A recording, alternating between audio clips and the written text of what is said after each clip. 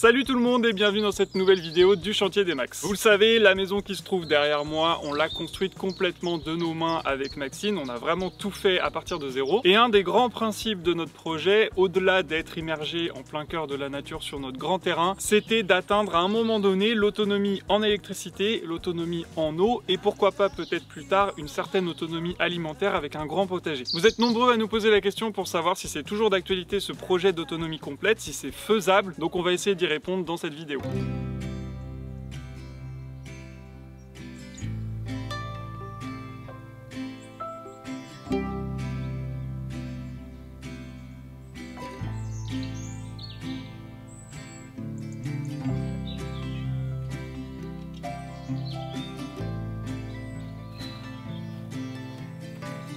On va commencer par notre installation électrique et vous parler un petit peu de ces panneaux solaires. La première étape pour être autonome en électricité, c'est d'arriver à capter l'énergie gratuite du soleil, du vent, de l'eau, peu importe. Nous ici, on a fait le choix d'appuyer la maison sur une installation solaire complète, même si ce que vous voyez derrière moi, c'est complètement temporaire. Au moment où je vous parle, on est mi-octobre et on a emménagé le 1er juin, donc ça fait à peu près 4 mois et demi qu'on est dans la maison. Et depuis 4 mois et demi, on ne vit que sur nos panneaux et les quelques batteries qui sont installées dans le vide sanitaire que je vais vous présenter juste après. Et si j'extrapole un peu, ça fait même plus de 3 ans qu'on fait fonctionner notre chantier uniquement grâce à des panneaux solaires et à des batteries. On n'a jamais eu de coffret de chantier et on a réussi à construire cette maison sans jamais payer une seule facture d'électricité. Pour parler rapidement de notre installation, on a actuellement 10 panneaux qui sont reliés ou connectés à notre maison d'une certaine manière. On en a 3 sur le toit, vous vous souvenez, on les avait installés il y a déjà quelques mois. Et il y en a donc 7 qui sont ici au niveau du sol. Tout ça, ça représente une puissance inférieure à 5 kWh. Bien sûr, cette installation, elle a évolué au fil de l'été parce qu'on a aussi appris à vivre justement uniquement sur ces panneaux et sur ces batteries. On a même dû déplacer assez récemment toute une partie des panneaux puisqu'ils se retrouvaient complètement à l'ombre des arbres et du coup une grosse partie de la journée ça ne produisait rien. Là encore, une journée comme aujourd'hui, super ensoleillée, quasiment zéro nuage, c'est absolument parfait pour vivre dans cette maison. Mais on est en Normandie, vous le savez, et on n'a pas eu que des belles journées ces derniers temps. Et quand il commence à faire gris plusieurs jours d'affilée, je vous avoue que ça complique un peu les choses, surtout que maintenant on arrive donc au cœur de l'automne et les journées se raccourcissent, donc il va falloir qu'on trouve une solution un petit peu plus pérenne. Vous allez me dire pourquoi on a installé ces panneaux ici juste devant la maison dans notre jardin, ce qui n'est pas forcément très pratique, alors qu'on avait installé tout un parc de panneaux solaires au fond du jardin. Tout simplement puisque le parc de panneaux solaires il est prévu pour un petit peu plus tard, quand on aura de l'électricité justement qui va arriver jusqu'à notre garage et qu'on pourra répartir dans tous les bâtiments du terrain, notre maison, les gîtes, le garage en lui-même, etc. Là on avait besoin d'être au plus près de la maison pour éviter d'avoir à tirer des câbles de 50 mètres de long pour pouvoir se connecter directement dans le vide sanitaire. Et justement cette installation qu'il y a dans le vide sanitaire, je vais vous en parler tout de suite.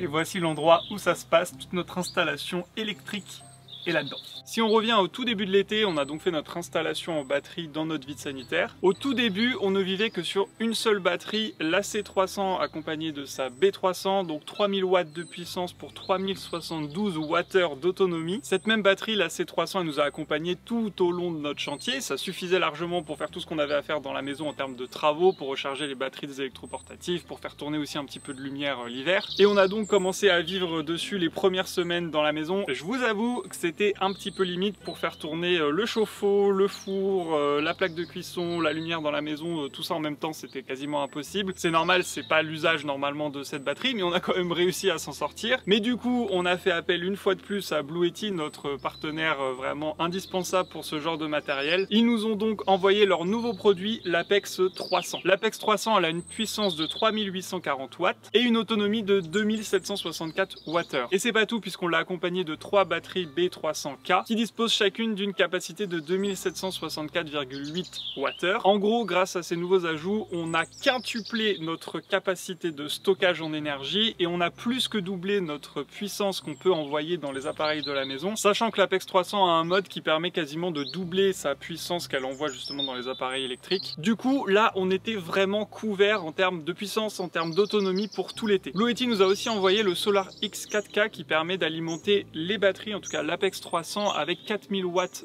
d'entrée solaire, donc c'est-à-dire qu'on peut brancher l'équivalent de 4000 watts de puissance de panneau directement sur le Solar X4K qui va transformer cette énergie pour pouvoir charger l'Apex 300 en toute sécurité. Donc on a aussi installé ça évidemment dans notre vide sanitaire. Tous les matins ça se déclenche dès que le soleil commence à se lever et à taper un petit peu sur les panneaux. Donc ça c'est bien parce que ça nous a permis de brancher plus de panneaux que ce que la batterie elle-même peut accepter. On a connecté tout ça à notre tableau électrique, donc en gros on a des fils qui remontent depuis nos deux batteries puisqu'on a fait deux batteries qui vont alimenter chacune des circuits différents de notre tableau électrique. Et l'avantage c'est que maintenant on peut faire tourner le four en même temps que la plaque de cuisson, on peut avoir le chauffe-eau qui tourne en arrière-plan, donc ça c'était vraiment beaucoup plus pratique, surtout que l'été, les journées sont longues, on avait quand même pas mal de soleil, il a fait chaud en plus cet été, donc on était vraiment tranquille en termes de puissance, en termes d'autonomie, pas de problème. Donc oui, sur le papier c'est complètement possible de vivre en autonomie complète avec quelques panneaux et des bonnes batteries, surtout pour alimenter une maison. On a une petite maison, elle fait que 70 mètres carrés et on avait surtout une utilisation raisonnée de nos appareils électroménagers dans le sens où on faisait tourner par exemple le lave-vaisselle ou le lave-linge en plein milieu de l'après-midi au moment où le soleil tape le plus sur les panneaux pour éviter de trop décharger les batteries et qu'on ait suffisamment d'autonomie pour le soir et la nuit qui va venir. Donc ça c'était vraiment hyper intéressant d'avoir cette réflexion puisqu'on a appris à vivre avec l'énergie du soleil. En gros on ne consommait que ce qu'on produisait, donc je trouve que c'est vraiment sain d'avoir un petit peu ces réflexes là et il va falloir évidemment qu'on arrive à les garder pour après puisque comme je vous le disais cette installation est temporaire. En gros ça nous suffisait pour vivre les mois d'été, mais là on arrive en hiver, les journées se raccourcissent beaucoup forcément, il commence à faire froid donc on va avoir besoin de chauffage dans la maison et comme on est au chauffage électrique autant dire que les batteries en tout cas dans l'état actuel des choses ne pourraient pas soutenir cette nouvelle charge tout simplement parce que c'est pas prévu pour. En gros si on avait vraiment voulu être à 100% autonome toute l'année il aurait fallu avoir beaucoup plus de panneaux solaires, beaucoup plus de batteries aussi et beaucoup plus de générateurs solaires qui nous permettent d'envoyer un petit peu plus de puissance dans la maison puisqu'on consomme plus d'électricité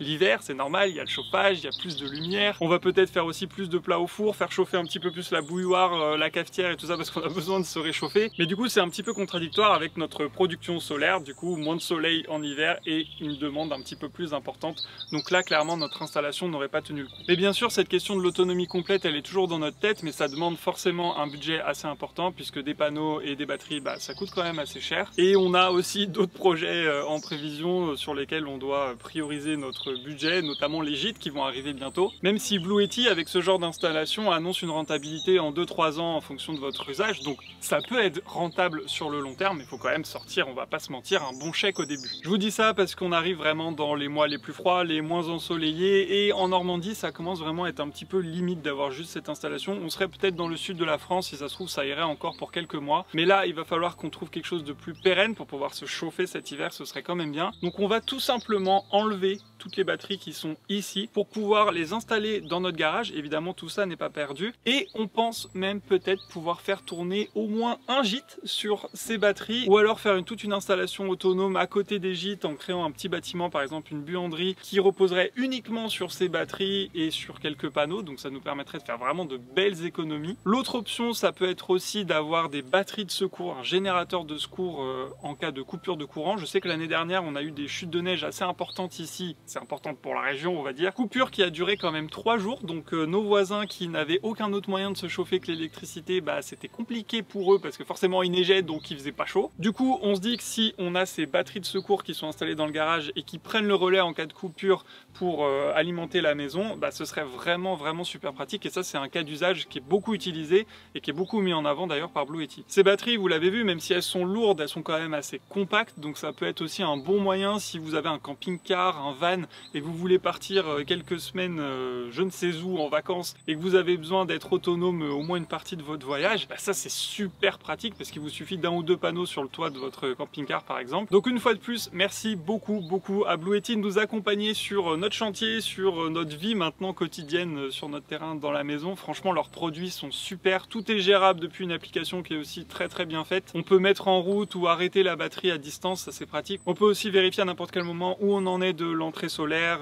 de ce qu'elle consomme, de ce qui reste à consommer, etc. sur la batterie. On peut évidemment bien sûr brancher l'Apex 300 ou la C300 d'ailleurs sur une prise de courant pour qu'elle puisse retirer une partie de l'énergie du réseau et en même temps être rechargée par les panneaux solaires. Après ça vous gérez dans l'appli les pourcentages que vous souhaitez pour faire le maximum d'économies justement, mais pour être sûr aussi que votre batterie est suffisamment pleine justement s'il y a par exemple une coupure de courant. Ça c'est vraiment très intéressant. Vous pouvez même configurer configurer des alertes sur votre téléphone si la batterie passe en dessous de 20 ou 10% par exemple, ça c'est pratique. Et vous verrez sur le site de Blue Yeti, si ça vous intéresse, il y a plein d'accessoires pour justement compléter cette installation. Vous pouvez vivre d'ailleurs complètement en autonomie complète si vous avez suffisamment de panneaux et suffisamment de batterie. Vous pouvez d'ailleurs mettre en série plusieurs Apex 300 pour augmenter la puissance qui est injectée dans votre maison. Donc si on avait vraiment par exemple le triple de cette installation, ça suffirait peut-être de vivre complètement l'hiver juste sur cette installation. Il nous faudrait peut-être un peu plus de panneaux pour alimenter en électricité, mais c'est tout à fait possible. C'est aussi une question d'organisation, de budget, on va pas se mentir, mais c'est quelque chose qui est complètement possible. Et sur le long terme,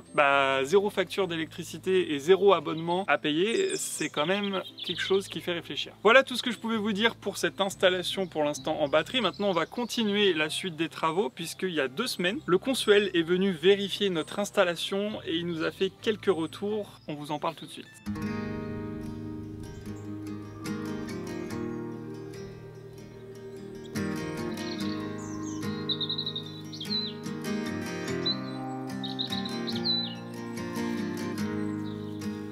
Donc comme vous l'a dit Maxime, le Consuel est venu et je vous cache pas que c'était un moment extrêmement stressant pour nous. On était comme ça, on n'a pas dormi la nuit d'avant, on avait l'impression qu'on passait notre bac. Quand il est venu, bien sûr, il a vérifié absolument tout, il a regardé toutes les prises, il a vérifié que tout était connecté à la terre, il nous a fait enlever un spot pour voir comment on s'était débrouillé, il nous a fait enlever aussi une prise et un interrupteur pour vérifier qu'on avait fait les branchements correctement et jusque là tout se passait très bien. Il nous a d'ailleurs félicité en disant que pour des amateurs on s'était vraiment très bien débrouillé sur notre installation électrique. Il a aussi regardé notre tableau électrique en détail et d'ailleurs en parlant de tableau électrique, peut-être quelques secondes avant qu'il n'arrive, Maxime était encore les doigts dedans en train de débrancher, rebrancher parce que comme vous le savez quand le Consuel arrive il faut que l'installation soit définitive, en tout cas que ça ressemble à ce à quoi ça doit ressembler une fois qu'Enedis nous a activé la ligne. Mais comme vous le savez on vivait dans la maison donc on avait déjà une installation provisoire qu'il a fallu défaire juste avant qu'arrive le Consuel pour pas que le frigo et le congélateur soit en rade trop longtemps pour rebrancher ensuite et donner l'impression que c'était tout bien fait correctement. La seule chose qu'il nous a reproché c'est au niveau du piquet de terre où on n'était pas terrible dans les mesures mais il nous a conseillé d'en planter un autre et une fois que celui-ci serait planté on serait bon. Donc il nous a quand même donné le tampon sous réserve qu'on s'occupe justement de ce piquet de terre et c'est ce qu'on va faire tout de suite.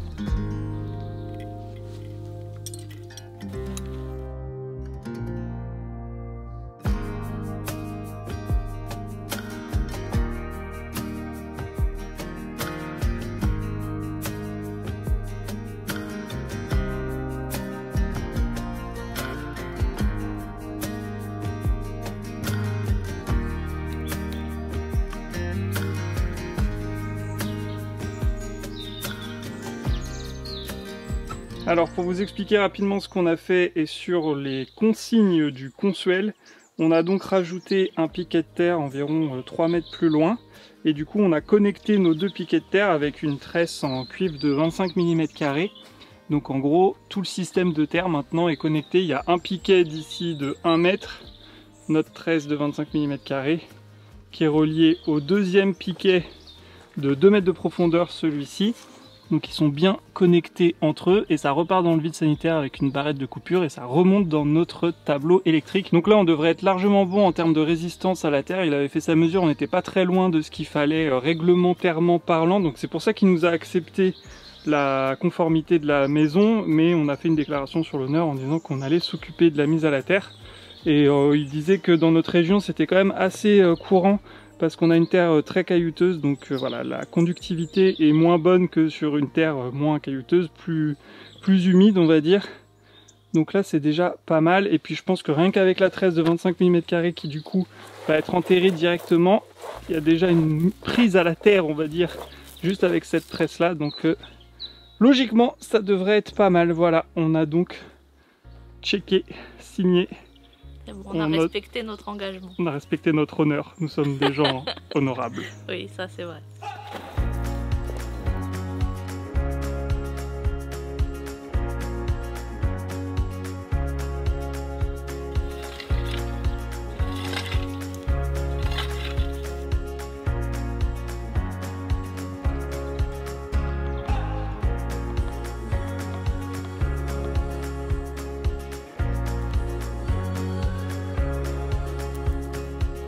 On change de décor, on se retrouve au niveau du garage et plus précisément du coffret électrique qui se trouve ici où Enedis va venir pour faire le raccordement final. Et oui, si vous vous souvenez bien, on avait fait passer un câble en 16 mm en triphasé dans les tranchées. On vous avait montré tout ça dans une vidéo précédente, donc il remontait jusqu'à la maison.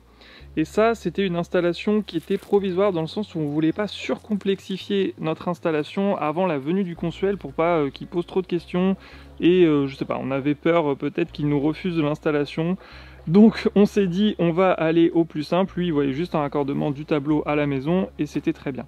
Ce qu'on va faire, c'est que on aura une installation un petit peu plus complexe que ça dans le futur et on veut en fait anticiper tous ces changements dès maintenant pour pas avoir à refaire plus tard. Donc le câble en 16 mm qui passe ici en souterrain jusqu'au coffret, on va l'enlever, on va le faire remonter jusqu'au regard qui se trouve par ici pour faire remonter dans le garage, et du garage on va repartir en 25 mm pour passer ici jusqu'au coffret à l'entrée du terrain. Ce qui fait qu'on va se retrouver avec une liaison 25 mm vers 16 mm à l'intérieur du garage, et plus tard quand on aura tout rangé à l'intérieur et surtout adapté complètement l'espace ici pour pouvoir installer un nouveau tableau électrique qui va redispatcher l'électricité vers tous les différents bâtiments, là, on pourra faire quelque chose de complètement définitif, mais en attendant, on va avoir une boîte de jonction qui va se trouver ici à l'intérieur, bien étanche, il n'y aura pas de problème, et tout ça est tout à fait possible électriquement parlant, ça ne pose absolument aucun souci. C'est juste qu'au moins, on est certain d'avoir les bons câbles qui sont passés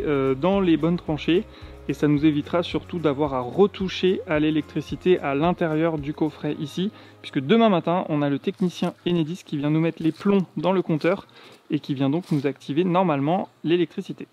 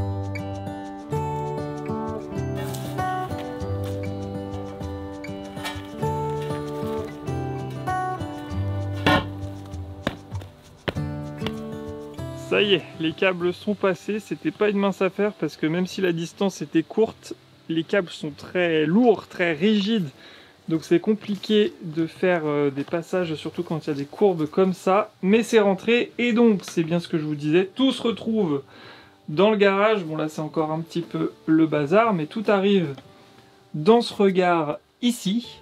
Donc on avait aussi le câble pour l'arrivée des panneaux solaires. On a donc notre câble en 25 mm, notre câble en 16 mm et on a même notre câble Ethernet qui est relié à notre maison pour l'instant. Donc là, bah, ça fait pas très propre comme installation, on va essayer de faire ça mieux. Mais tout ça pour dire aussi que à terme, on aura ici un coffret avec tous les tableaux électriques qui justement va répartir l'électricité dans tous les bâtiments du terrain. Et on va aussi faire passer une partie de ces câbles et de l'électricité à l'intérieur du garage pour tout ce qui va être électricité du garage même, c'est-à-dire les éclairages ici, et puis plus tard peut-être des prises pour des voitures électriques, des prises à l'intérieur du garage, etc., etc., etc. Encore un peu de boulot, mais maintenant il faut qu'on connecte l'arrivée électrique au niveau du tableau Enedis à l'entrée du terrain.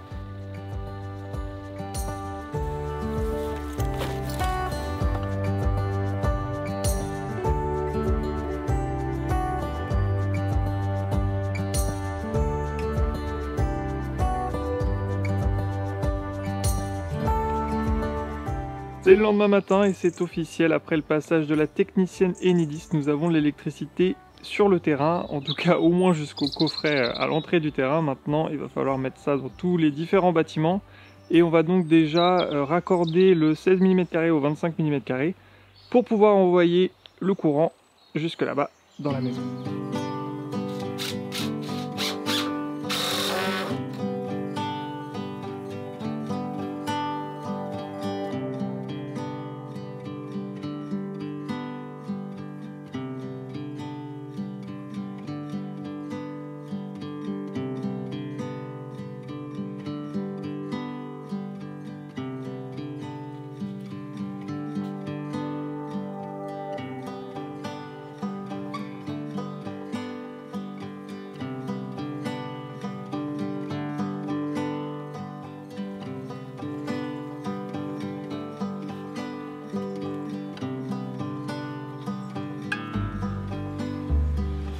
Voilà, tout est connecté au niveau du garage. Maintenant, je vais remettre la main dans le tableau électrique. Évidemment, le courant est coupé. Je vais supprimer toutes les arrivées qui venaient des batteries du vide sanitaire. Je vais tout enlever et je vais mettre les bons fils en 16 mm² du coup qui arrivent depuis le garage et l'entrée du terrain pour qu'il y ait l'électricité normale dans la maison. Donc un petit peu de boulot. Évidemment, on avait déjà fait tous les branchements quand le consul est venu pour qu'il vérifie l'installation de A à Z.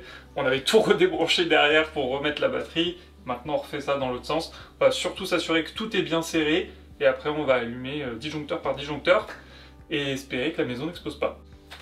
Je peux couper directement du coup l'arrivée électrique des batteries depuis l'application. Désactiver. Toc. Voilà. Donc il n'y a plus d'électricité qui vient des batteries.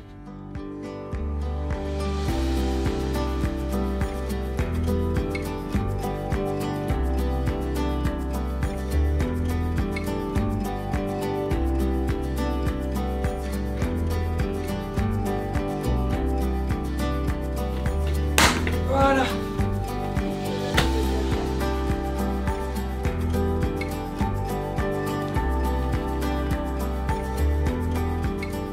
Le moment de vérité. Ah. Ok. Bon, de retour dans la maison, normalement on a le courant jusqu'ici, on va voir ce que ça donne.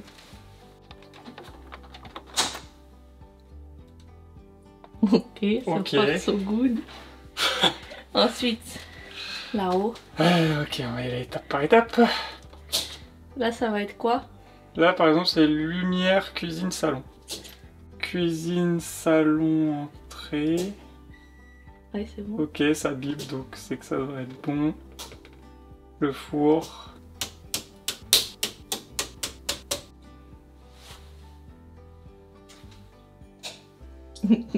Ça marche. Je sais pas pourquoi ça me faisait plus peur d'avoir la vraie électricité entre guillemets qui vient du réseau que d'être juste sur batterie. Pourtant à la fin c'est pareil, il y a de l'électricité quand même dans les fils. Mais je suis content, je suis presque un peu ému Oui, je vois ça. qu'on ait réussi cette étape.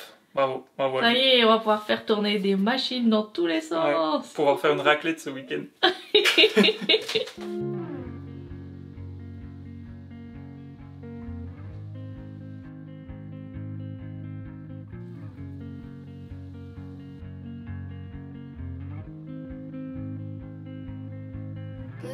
On s'arrête là pour aujourd'hui. Je ne vous dis pas le plaisir que c'est de ne plus avoir à calculer qu'est-ce qu'on consomme comme électricité maintenant qu'on est relié à EDF. C'est quand même un luxe dont on n'a pas conscience quand on a ça depuis toujours. Vous l'avez compris, le chemin pour l'autonomie complète d'électricité est encore long, mais ce qui est bien, c'est que chaque année on investit de plus en plus là-dedans. Et puis voilà, qui sait, peut-être qu'un jour on aura, si ce n'est tout le terrain, mais au moins quelques bâtiments qui seront autonomes en électricité, et ça sera des économies sur nos factures. Il y a aussi l'autonomie en eau dont on va s'occuper. Il y a toujours la cuve dans le vide sanitaire de la maison qu'on n'a toujours pas reliée à nos gouttières. Et on a aussi pour projet d'ajouter d'autres cuves, notamment derrière le garage, pour alimenter un maximum de choses sur le terrain. Et une autre chose, c'est l'autonomie alimentaire. On en est encore vraiment très loin avec notre petit potager. Là, pour le moment, on a des fraises et des tomates cerises. C'est un petit peu léger pour se nourrir, mais voilà, l'objectif, c'est de s'en occuper au fur et à mesure des années pour agrémenter, ajouter d'autres variétés de fruits, de légumes pour avoir un maximum de choses tout au long de l'année réparties sur les différentes saisons. Bien sûr, on vous parlera de tout ça au fur et à mesure des années et des vidéos. Si vous avez des questions, n'hésitez pas à les poser en commentaire. N'hésitez pas aussi à mettre un j'aime si vous avez apprécié cette vidéo, à vous abonner si c'est pas déjà fait et on se retrouve dans la prochaine vidéo. Salut!